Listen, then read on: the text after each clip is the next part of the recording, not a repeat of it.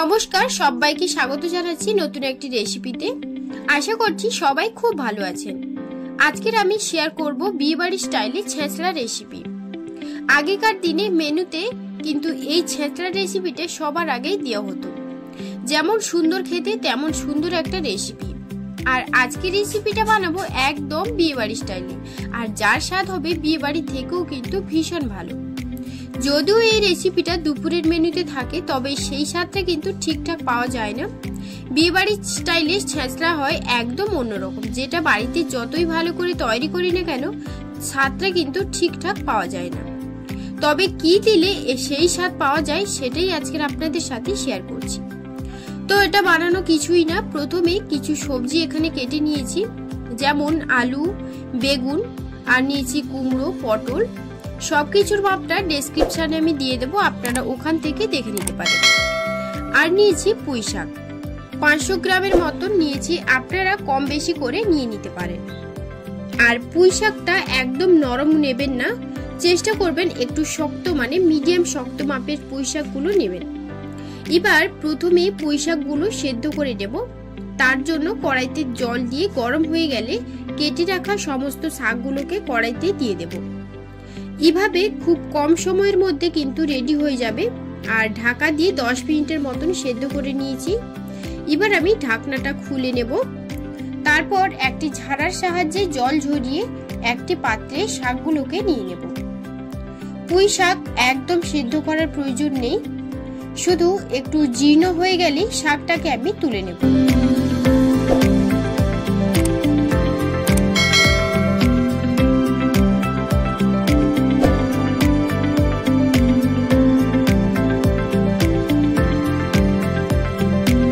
এখন রান্নাটা করার জন্য কড়াইতে তেল দিয়ে খুব ভালো করে গরম করে নেব। তারপর মাছের মাথাটা দিয়ে লবণ আর হলুদ দিয়ে মাছটাকে খুব ভালো করে 2 পিঠ ভেজে নেব। আমি এখানে রুই মাছের মাথা নিয়েছি, আপনারা কাতলা মাছের মাথা দিয়েও করতে পারেন। কাতলা মাছের মাথা দিয়েও কিন্তু খুব ভালো হয় খেতে। তো মাছের মাথাটাকে ভালো করে ভাজা হয়ে গিয়েছে, এখন খুন্তি দিয়ে একটু মাথাটাকে ভেঙে দেব।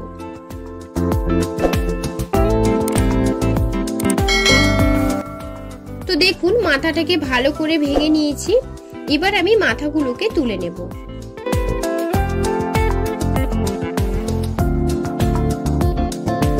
এরপর এখানে আরো সামান্য তেল দিয়ে দিচ্ছি। তেলটা খুব ভালো করে গরম হয়ে গেলে দিয়ে দেব শুকনো লঙ্কা, তেজপাতা আর হাফ চা চামচ 5 ফোড়ন দিয়ে সুন্দর একটা স্মেল বের হলে দিয়ে দেব 2টো মিডিয়াম সাইজের পেঁয়াজ কুচি। এবার এই পেঁয়াজটাকে ভালো করে ভেজে নিতে হবে। পেঁয়াজটা ভালো করে ভাজা ভাজা হয়ে এলে দিয়ে দেব 1 চা চামচ পরিমাণে আদা রসুনের বাটা। এখন আদা ও রসুনটাকে ভালো করে ভেজে নেব।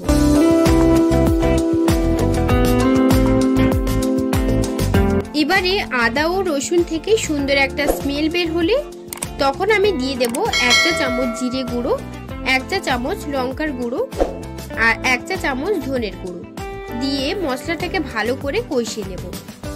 এর মধ্যে আমি সামান্য জলও দিয়ে দিলাম, দিয়ে মশলাটাকে ভালো করে কষিয়ে নেব। এরপর মশলার মধ্যে আমি পরিমাণ মতো লবণও দিয়ে দিলাম। এবারে মশলাটাকে 5 মিনিটের মতন একদম লো আঁচে রেখে মশলাটাকে ভালো করে কষিয়ে নেব।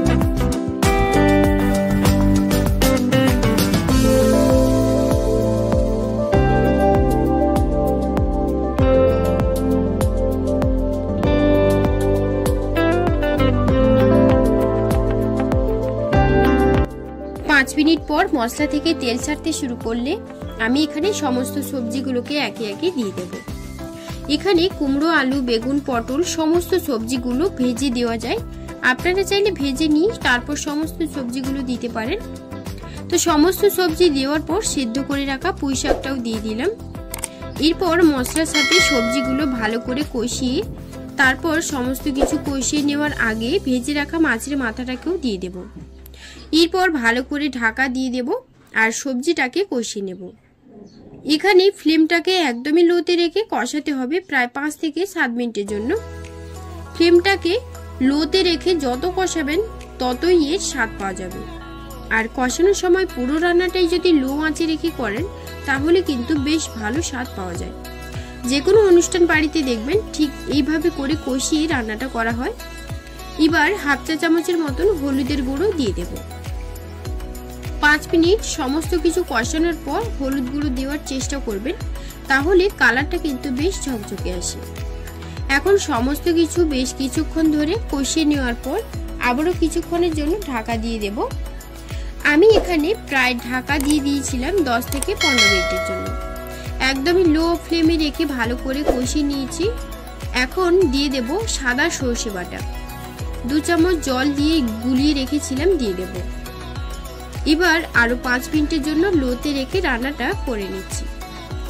সর্ষে দেওয়ার পর আর বেশিক্ষণ কষাবো না। এখন পরিমাণ মতন জল দিয়ে ঢাকা দিয়ে 10 মিনিটের জন্য রেখে দিচ্ছি।